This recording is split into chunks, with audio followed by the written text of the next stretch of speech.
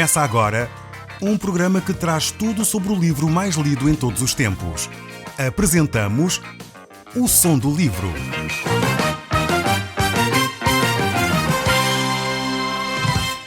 Seja muito bem-vindo. Neste podcast vai encontrar o livro mais conhecido e lido em todo o mundo. Vamos levá-lo numa viagem pela história da humanidade. Este é um audiolivro para si, para a sua família e sociedade em geral. Contextualização e comentários de Paulo Chaveiro. E nós hoje vamos voltar ao Novo Testamento. No último programa terminamos o livro de Lamentações de Jeremias, no Velho Testamento, e agora estamos de regresso ao Novo Testamento. Como já é o nosso hábito, estudamos um livro do Velho Testamento, depois estudamos um livro do Novo Testamento. E agora vamos estudar as cartas do apóstolo Paulo a Timóteo. Essa vai ser o nosso estudo nos próximos tempos. Este grupo de cartas, esta secção que nós vamos estudar agora, é considerada a secção das cartas pastorais. O apóstolo Paulo escreveu várias cartas no Novo Testamento, algumas delas a igrejas no sentido lato da palavra, eram cartas gerais, podemos dizer assim, e agora ele escreve 3 cartas chamadas cartas pastorais. A primeira e a segunda Timóteo e o livro de Tito também. São escritos do apóstolo Paulo para dar considerações e conselhos muito específicos a 2 colegas de trabalho, a 2 servos de Deus que tinham colaborado com Paulo na plantação de várias igrejas ali na região da Europa Central, da Europa do Sul, junto à Grécia também, enfim, naquela grande região. Então estas cartas aqui que o apóstolo vai escrever são cartas muito pessoais, são cartas que têm um cariz muito próprio, ligeiramente diferentes das cartas portanto, que ele escreve a Efésios ou aos Gálatas, que são cartas mais num sentido geral, que poderiam ser lidas em particular nas igrejas de Éfeso ou da Galácia, mas ao mesmo tempo eram cartas normalmente escritas também para a maioria das igrejas no sentido mais geral, porque os princípios eram princípios gerais, princípios básicos. E agora aqui o apóstolo Paulo vai falar numa conversa muito particular e pessoal com Timóteo e Tito. Por um lado, vemos aqui que a Bíblia nos dá nestas cartas pastorais orientações muito específicas sobre a liderança das igrejas. E isto é um assunto, creio eu, extremamente pertinente para a nossa época. Nós temos vivido tempos onde se questiona muito a questão da liderança, como é que deve ser a liderança, que liderança é que está correta, e estas cartas aqui vão dar requisitos fundamentais para aqueles que aspiram a liderança, seja ela a liderança numa igreja, como é óbvio, tem características muito particulares, mas também a liderança num sentido geral. Creio sinceramente, e hoje têm-se feito estudos muito interessantes nesta área, que os líderes, acima de tudo, devem ser pessoas de caráter. Mais até do que pessoas com grandes habilidades, e às vezes nós olhamos para a liderança mais pelas habilidades que elas têm do que pelo caráter que eles têm. Na realidade, nós precisamos de líderes de caráter. Líderes que assumem aquilo que dizem, líderes que são verdadeiros e transparentes, líderes que são capazes de ser coerentes com as suas ações e com as suas palavras. Nós precisamos de líderes assim para a nossa nação. E essas características nós vamos encontrar aqui neste livro de 1 e 2 Timóteo e no livro de Tito também.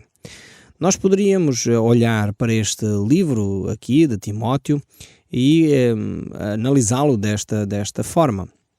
Por exemplo, o primeiro capítulo, poderíamos ver a fé da igreja ou a doutrina da igreja. No segundo capítulo de 1 Timóteo, nós poderíamos intitulá-lo a ordem, como viver em ordem dentro da igreja.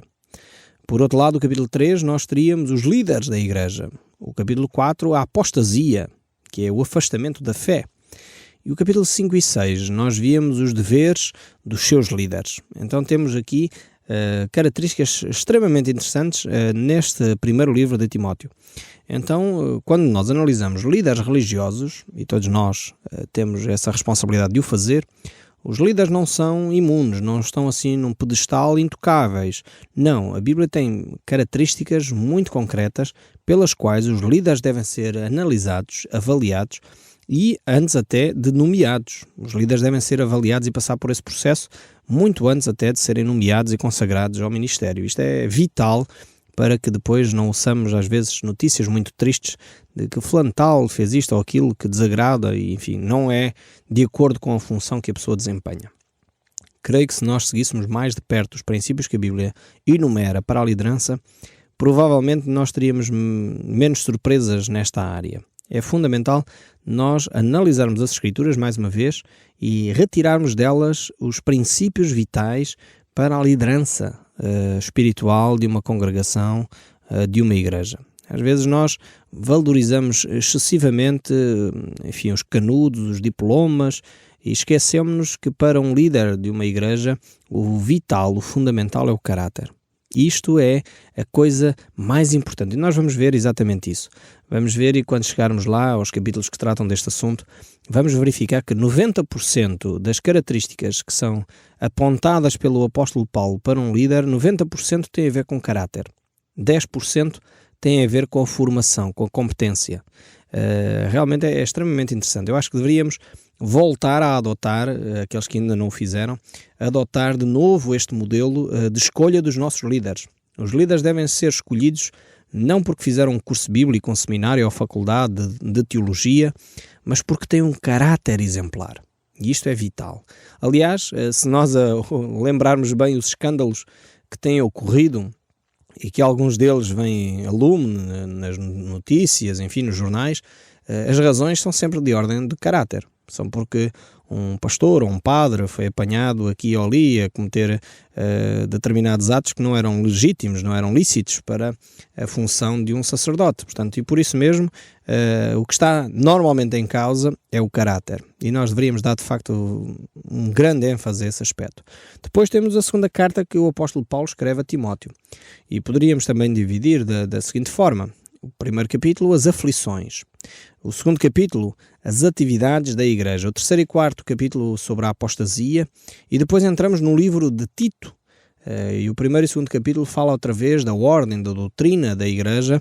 E o terceiro capítulo, o livro de Tito é mais pequeno, o terceiro capítulo fala acerca das boas obras que cada um, como igreja e cada um individualmente, deve ter. Então, estes são os assuntos vitais que nós podemos analisar ao longo destas cartas pastorais. Vamos ver aqui que no tempo de Paulo não havia a preocupação com os edifícios. Isso vamos encontrar também aqui nestas cartas. É extremamente interessante. Nós hoje em dia, se calhar você que me está a ouvir fará isso com naturalidade. Quando a gente fala, vamos à igreja, o que é que as pessoas pensam? Num edifício qualquer que se situa numa parte qualquer da cidade ou da vila ou da aldeia, que é um edifício. Tem uma porta, tem janelas, enfim, tem uma configuração que nós até podemos facilmente desenhar e, enfim, pedir. Aliás, as crianças na escola, quando aprendem a letra I, vem normalmente nos manuais o desenho de um prédio que simboliza a igreja. Mas aqui nos textos bíblicos, igreja não é sinónimo de edifício. Igreja não é sinónimo de paredes, não é sinónimo de tijolo, não é sinónimo de cimento. Igreja é sinónimo de pessoas. E isto seria bom que nós interiorizássemos este princípio de igreja que nós temos aqui nas Escrituras. A palavra igreja tem mais a ver com o grupo de pessoas, com a assembleia das pessoas, por isso algumas igrejas assumiram o termo assembleia de qualquer coisa, Assembleia de Deus ou Assembleia disto ou daquilo, porque de facto a palavra original tem a ver com isto, com esta ideia de assembleia. Então a igreja tem a ver mais com pessoas do que propriamente com paredes, com edifícios. Os edifícios mudam-se. As pessoas é que são as verdadeiras pedras que constroem uma igreja. É por isso que às vezes, se nós visitarmos as grandes catedrais, infelizmente estão vazias. Porquê? Porque a igreja não tem a ver com pedras. Aliás, Jesus Cristo disse uma frase, ficou célebre e aliás o acusaram depois mais tarde por causa disso. E ele dizia, quando apontou o templo de Jerusalém, que ele o destruía em 3 dias e em 3 dias o reedificava. Porque Deus não olha para as questões de pedras, Deus não se importa em ter um templo, ter no fundo uma catedral ou isto ou aquilo, isto é irrelevante para o relacionamento com Deus. Aliás, Jesus disse mais à frente, no capítulo 4 do Evangelho de João, que os verdadeiros adoradores, e a questão ali era sobre a adoração, onde é que se deveria de adorar, se era no templo em Jerusalém ou num outro local qualquer. E Jesus diz, o que importa é que os verdadeiros adoradores adorem a Deus em espírito e em verdade. O local é irrelevante. O ser numa catedral onde está muito bem ornamentada, que tem uns vitrais bonitos. Claro, é bonito, não há dúvidas sobre isso, em termos arquitetónicos, mas isso não é a igreja. Eu espero não o decepcionar muito, mas é isso que nós vamos encontrar aqui nas Escrituras. Eu prefiro ficar naquilo que a Bíblia diz e do que tentarmos manter conceitos que os são por causa da nossa tradição. Então temos que entender isto. É verdade que a igreja reúne-se em algum sítio e foi por causa disso que ao longo do tempo o espaço físico passou a ser designado por igreja, porque as pessoas reuniam-se naquele espaço e então as pessoas passaram a dizer, ok, vamos à igreja, mas o ir à igreja era ir ter com o grupo. Só que as pessoas mais tarde ficaram com a ideia do edifício e não do grupo das pessoas. Então ir à igreja, quando dizemos ir à igreja, é ir ter com um grupo de pessoas que está junta para adorar a Deus em espírito e em verdade. Eu espero que isso vá ajudando a nós também irmos mudando até a nossa linguagem, a nossa nomenclatura, a nossa maneira de falar, por causa daquilo que a Bíblia nos ensina. É importante nós interiorizarmos os ensinos de Deus também para nós. Então vejamos aqui o que é que Deus nos ensina. E vamos pegar então neste primeiro livro de Timóteo, que ele nos dá, no capítulo 1, o verso 3. Vamos pegar por aí e vejamos então o que é que o texto bíblico nos ensina. Diz assim: quando eu estava de viagem rumo à Macedónia, te roguei que permanecesses ainda em Éfeso, para admoestares a essas pessoas, a fim de que não ensinem outra doutrina. O apóstolo Paulo aqui está preocupado, e é por isso que ele vai escrever esta carta a Timóteo, está preocupado com o ensino da doutrina. Ele está preocupado porque havia pessoas naquela época já que estavam a ensinar uma doutrina errada. Então temos que ter muita atenção. Sempre que há alguém que ensina a doutrina correta, infelizmente isto responde àquela pergunta que habitualmente fazem, porque é que há tantas igrejas? O apóstolo Paulo dá aqui a resposta. É porque há sempre pessoas, e Satanás por detrás, porque estamos a falar de aspectos de ordem espiritual, Satanás por detrás que quer confundir as pessoas. E por isso mesmo leva outras pessoas, outros líderes, muitos deles até que falam de uma forma eloquente, parecem muito sábios na forma como falam, a trazer ensinos que não são de acordo com os ensinos de Jesus Cristo. São falsas doutrinas. E o apóstolo Paulo tem necessidade de, então, alertar Timóteo para relembrá-lo, no fundo, qual foi o objetivo ao deixá-lo em Éfeso. Ele estava na igreja de Éfeso exatamente para admoestar as pessoas por causa da falsa doutrina, por causa dos falsos ensinamentos. E isso deve-nos fazer também a nós pensar.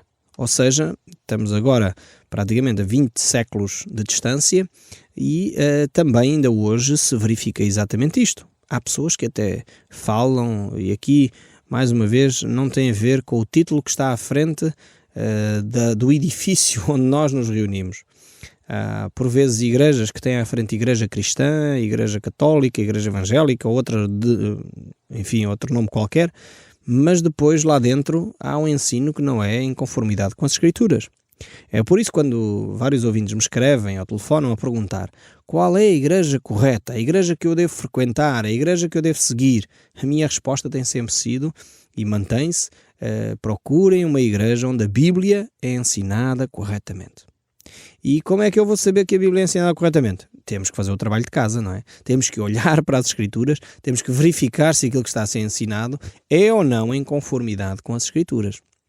E nós sabemos que há erros básicos que são cometidos por aqueles que ensinam falsas doutrinas. Um deles é retirar os textos, o texto bíblico, um versículo ou dois, do seu contexto. Ou seja, não têm em consideração aquilo que o texto está a dizer e então fazem com que aquele versículo diga o que o pregador, o orador, lhes apetece. Isto é um risco tremendo, é retirar o texto do seu contexto e infelizmente há muitas seitas que o fazem para tentar enganar as pessoas. Então pedem à pessoa, leia este texto, a pessoa lê aquele texto, retiram aquele texto do contexto e depois dizem o que lhes apetece.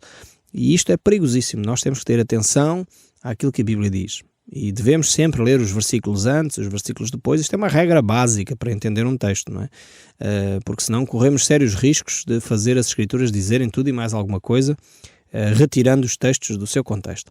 É por isso que eu sempre insisto aos nossos ouvintes, quando estão a ouvir o nosso programa, tenham a Bíblia aberta, confiram nas Escrituras, porque é fundamental que a gente fique cientes do que estamos a aprender aqui neste momento. porque devemos realmente olhar para todas as Escrituras e entender o seu contexto mais lato, inclusive o seu contexto histórico, o seu contexto cultural, para podermos retirar do texto bíblico os ensinos e os princípios básicos, que são fundamentais e são aplicáveis ainda hoje, são transversais a todas as culturas, a todos os séculos, são princípios dados por Deus, e é isso que nos interessa nos textos bíblicos, não é? Voltando então aqui ao nosso texto, vamos verificar que o apóstolo Paulo estava então preocupado com esta situação. Tanto que ele escreve no capítulo 13, e estamos hoje a fazer uma introdução a este livro, depois voltaremos passo a passo, como é nosso hábito, verificar estes textos, mas no capítulo 13, o verso 14, ele diz o seguinte: escrevo-te estas coisas esperando ir ver-te em breve, para que, se eu tardar, fiques ciente de como deves proceder na casa de Deus, que é a igreja do Deus vivo, coluna e baluarte da verdade. Então o apóstolo Paulo mostra claramente a razão pela qual ele vai escrever esta carta. Esta carta é dirigida a Timóteo com o intuito de Timóteo ficar, digamos assim, com um manual na forma como ele deve proceder na igreja, na casa de Deus. São princípios básicos que devem ser aplicados, quer Timóteo estivesse em Éfeso, quer Timóteo estivesse em Tessalónica ou em Antioquia ou numa outra igreja qualquer. Ou que você esteja na sua igreja aí em Coimbra, ou em Portimão, ou em Lagos, ou noutro sítio qualquer do nosso país, numa igreja onde você estiver, estes princípios devem ser vistos, devem ser observados, devem ser aplicados. São princípios universais, podemos dizer assim. Então era importantíssimo que Timóteo tomasse toda a atenção. Porquê? Porque a igreja, repare bem esta frase aqui do verso 14 do capítulo 3, a igreja é, em primeiro lugar, de Deus. Isto parece óbvio, mas infelizmente algumas igrejas parece que pertencem ao bispo tal, ao apóstolo não sei quantos, ao pastor não sei quê, ao padre não sei de onde, e parece que a igreja não é de Deus. O apóstolo Paulo está a dizer aqui que a igreja é do Deus vivo. Isto é um aspecto fundamental. A igreja pertence a Deus e a igreja é para a adoração a Deus. E em segundo lugar, a igreja é um baluarte, é uma coluna da verdade. Ou seja, a igreja não deve ficar refém de uma família, não deve ficar refém de um grupo político, não deve ficar refém de uma situação qualquer. A igreja é o baluarte da verdade. Tem que continuar a dizer a verdade independentemente das circunstâncias políticas, independentemente de ser agradável ou desagradável. A igreja tem de falar a verdade de Deus. E o púlpito não deve servir para que os líderes religiosos estejam a mandar recados a pessoas particulares. Isso, se eles têm recados para fazer, devem fazê-lo em privado, em particular. Mas, ao mesmo tempo, a igreja não deve ficar refém de um determinado grupo, de uma determinada família, de um determinado movimento. Não, a igreja deve continuar a falar a verdade, independentemente daquilo que um grupo possa pensar, independentemente da posição de alguns elementos da sua congregação. A igreja deve falar a verdade de Deus. Isto é vital e deve ficar claro na mente de todas as pessoas. Depois, o apóstolo Paulo aqui vai nos ensinar também como é que as igrejas se podem governar, como é que podem funcionar. E basicamente, ao longo dos séculos, foram desenvolvidos 3 grandes modelos de liderança nas igrejas. E eu creio que não vamos discutir aqui estes modelos, poderão ser questionáveis. Nos 2 extremos teríamos o modelo episcopal e o modelo congregacional, e o modelo episcopal é no sentido que há um só líder ou um pequeno grupo de líderes que definem e dirigem toda a igreja, sejam bispos, seja o papa, seja um cardeal, seja o que for. Por exemplo, na igreja anglicana é um bispo, na igreja católica tem um papa. Depois, no modelo congregacional, é o grupo que dirige a igreja, portanto é a assembleia dos cristãos que dá orientações, isto levado ao extremo tem os seus perigos também. Depois temos o modelo presbiteriano, que poderia ser assim um modelo mais ou menos entre estes 2 modelos que estão um no extremo, outro no outro, o modelo presbiteriano, onde verificamos que os líderes são eleitos pela congregação. Mas não vamos discutir aqui qual o modelo correto ou incorreto, porque creio que têm funcionado até hoje. O problema dos modelos muitas vezes tem a ver com os líderes que lá se colocam, que se tornam por vezes pequenos ditadores, ou às vezes a congregação que se torna uma ditadura da maioria. E enfim, nós sabemos que os modelos infelizmente são falhos porque os homens são falhos. Mas o apóstolo Paulo vai tocar inclusive neste aspecto, que é tão delicado. Ele vai ensinar, e estes 3 modelos têm surgido exatamente por causa da interpretação que se tem dado aqui a estes textos que o apóstolo Paulo nos deixa. A seguir, o apóstolo Paulo, além deste modelo de organização da igreja, ele vai dar o ênfase essencial ao caráter que o líder deve ter. E isso é que é vital, e é o que nós vamos encontrar aqui nestes textos de 1 Timóteo, é a questão do caráter do líder.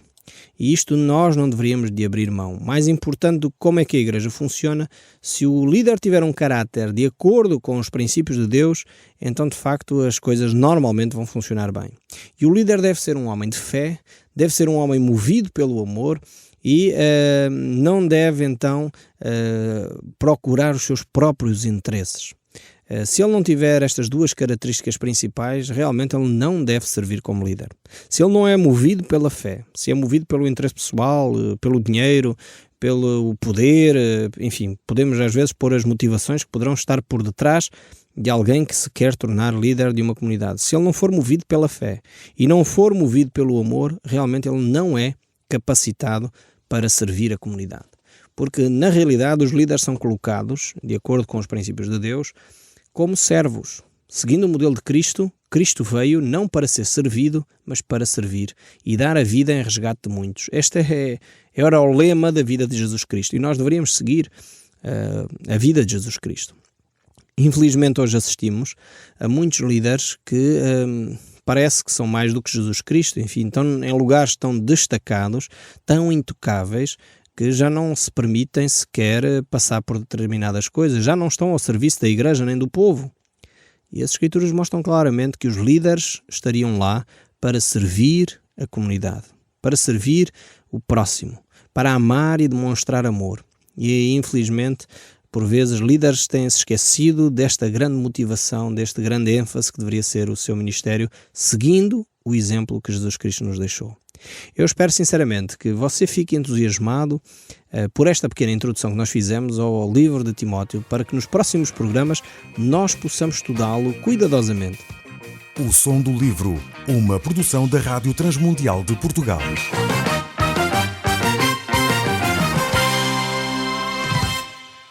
RTM. Conhece todos os nossos programas em rtmportugal.org.